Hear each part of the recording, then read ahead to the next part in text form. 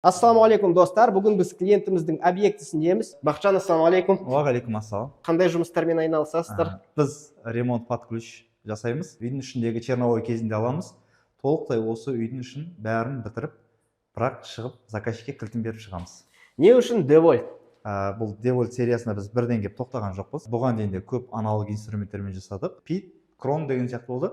Бірақ жұмыс істеу мерзімдері өте қысқа болды. Шурповерттер артық болмайды. Бұл енді бізде каркас оқыған кезде көбінесе қолданамыз. 2 шурповерт, 2 адамға ыңғайлы өте. Ал енді бұл мощный шурповерт, бұл мощный, жаңағы бізде отверстие, профиль тескен кездерде, кафель жұмыстарында да осыны коронкаға осыны қолданамыз. Ленточный шурповерт, бұны іс жүзінде де көрсетсек болады. Осы ленточный шурповерт, Деволь сила. Бізде препаратор 5-6 жылдың көлемінде болды жұмыс істеп жүргені. Бұл әлі біздің қатардан шыққан жоқ, өте жақсы. Көңілімізден шықты. Осы инструмент арқылы қалған инструменттерге сепочка болып келді десек те болады. Бұл бізде препаратор батарейкамен, бұның өзінің пылесосы бар. Бүйтіп алынады, бұл отдельно сатылады. И пылесосын салып, бұны іс жүзінде де көрсетсек болады.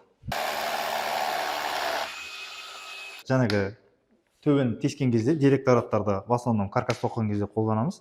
Бетімізге мусор түспеу үшін адамның өзінің ең бастысы удобство жағдайын жасау керек жұмыс істеген кезде. Бағасы әрине арзан емес. Бұл батарейка зарядкасымен, барлығымен, пылесосы бар.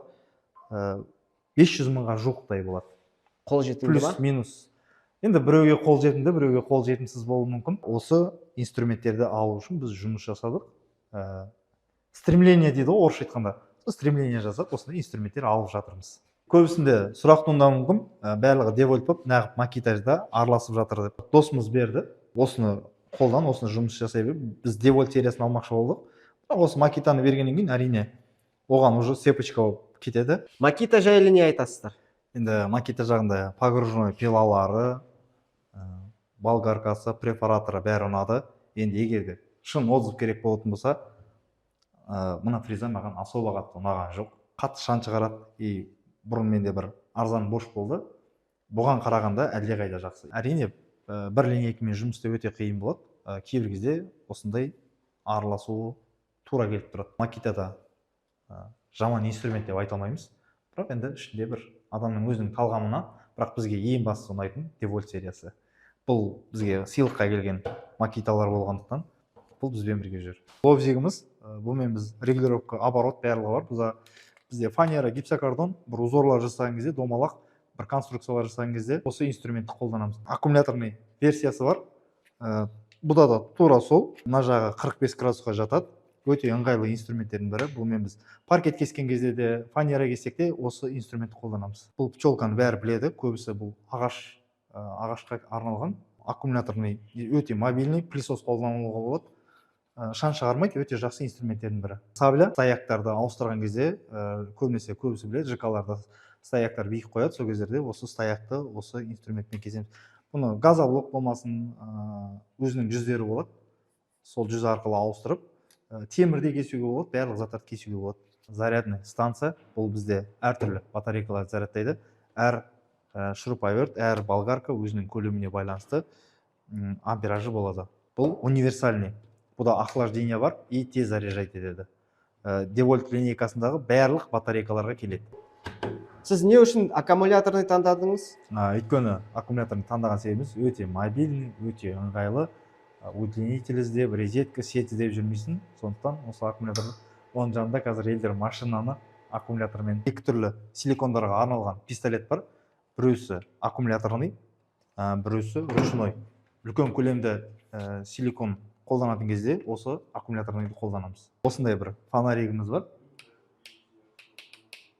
Тағы да прожекторларымыз бар. Көбінесе щит жинаған кезде, светтің бәрін өшірген кезде осы прожекторды қосамыз біз. Өте ыңғайлы, мобильный, қолға алып жүре беруге болады осылай. Болгарканың 3-4 түрі бар бізде. Сондықтан біз көбінесе кейінгі кезде сетевойды емес, аккумуляторный болгаркаларды қолданамыз. Бұларда режим оборот барлығы бар. Келесі кезекте бізде лазерный уровень, бұл бізде 3D болып саналады.